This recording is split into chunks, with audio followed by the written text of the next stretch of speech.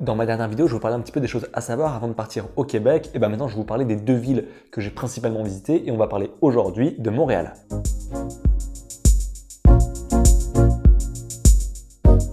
Montréal, déjà, c'est une ville qui est très tournée vers les États-Unis, avec des gratte-ciel, un centre des affaires. Ça n'a rien à voir avec Québec, dont on parlera plus tard dans une autre vidéo. Si vous atterrissez à Montréal, vous allez prendre la navette pour rejoindre le centre-ville. Ça va vous coûter 10 $. Ensuite, ce que je peux vous conseiller, c'est de prendre un Airbnb ou un hôtel ou un appart à proximité des arrêts de cette navette ou d'arrêts de métro pour pas avoir trop à marcher avec votre valise. Le terminus de la navette, il est là et c'est un endroit assez stratégique. On n'est pas très loin du centre et en plus, il y a la gare routière et un arrêt de métro. Après, il y a une grande majorité de choses qui peuvent se faire à pied si vous êtes prêt à marcher une dizaine de kilomètres par jour. Si vous voulez un peu moins marcher et que vous allez rester plus de jours d'ailleurs sur place, vous avez qu'à étaler les visites afin du coup de moins marcher, de plus profiter, de prendre votre temps. Le Vieux-Montréal est très joli avec la place Jacques-Cartier, du nom de celui qui a donc découvert le Canada. On a le Vieux-Port, la Grande Roue, la Basilique. Un peu comme en Angleterre et à Londres notamment, c'est payant pour rentrer dans la Basilique, c'est 8 $ le ticket, pour les adultes du moins. Mais bon, c'est quand même là-bas que Céline Dion a épousé René. René.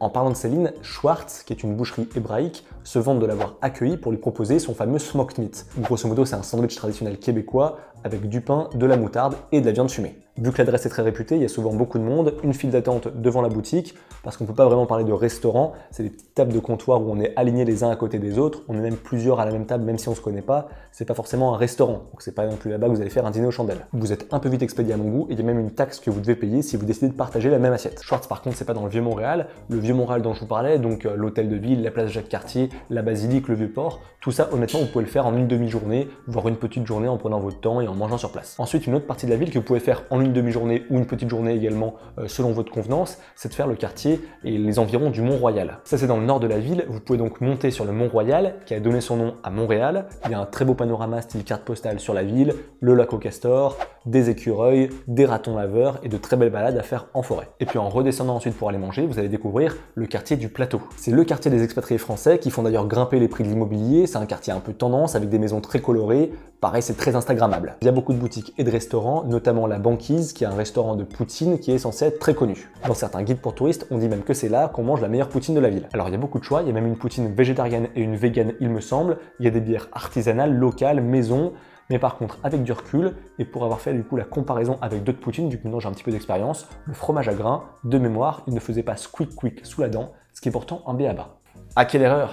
Dans ce quartier, j'ai aussi découvert le concept de céramique café. C'est donc un café classique où tu viens boire un coup et manger peut-être des petites viennoiseries, mais en plus tu peux acheter des assiettes ou des tasses pour pouvoir les peindre. Bien sûr, c'est de la vaisselle en céramique, d'où le nom de céramique café. Il y a encore plein d'autres choses à découvrir que je n'ai pas faites, même si là pour 2-3 jours, vous avez un petit peu les essentiels. Je fais de toi mon essentiel.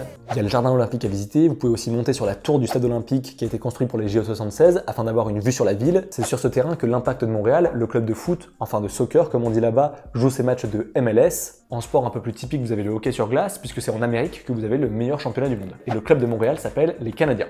Tout simplement. Je pense avoir fait mon petit tour de la question. N'hésitez pas à commenter en donnant vos recommandations, vos conseils, vos bonnes adresses. Vous pouvez aussi liker et partager et vous abonner. Vous pouvez découvrir aussi la vidéo générale sur le Québec et bientôt celle sur la ville de Québec justement. D'ici là, portez-vous bien et tenez-vous informés. Ciao!